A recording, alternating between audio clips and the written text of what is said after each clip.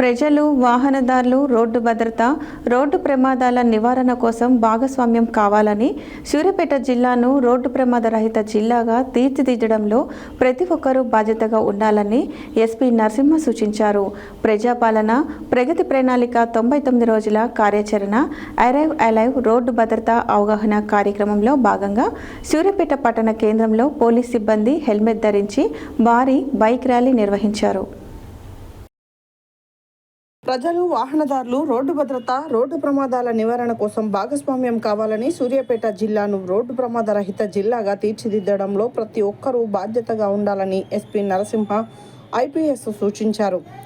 ప్రజాపాలన, ప్రగతి ప్రణాళిక 99 రోజుల కార్యాచరణ అరైవ్ రోడ్డు భద్రత అవగాహన కార్యక్రమంలో భాగంగా సూర్యాపేట పట్టణ కేంద్రంలో పోలీస్ సిబ్బంది హెల్మెట్ ధరించి భారీ ర్యాలీ నిర్వహించారు.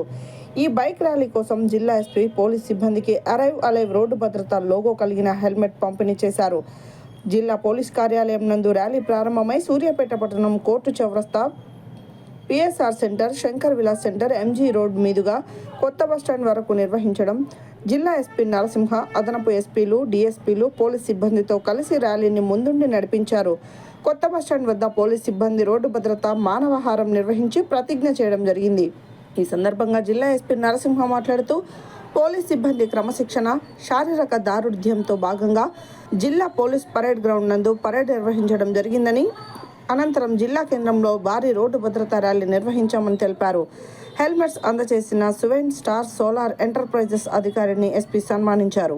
ఈ ర్యాలీ కార్యక్రమం నందు అదనపు ఎస్పీ రవీందర్ రెడ్డి, జనార్దన్ రెడ్డి, డిఎస్పీలు Prasanna Kumar, Narasimhachari, special branch inspector Ramarao, Suryapet పట్టణ inspector Venkataiah, armed reserve inspector Praveen, Janaiah, ఆర్ఎస్ఐలు, ఎస్ఐలు, పోలీస్ సిబ్బంది పాల్గొన్నారు.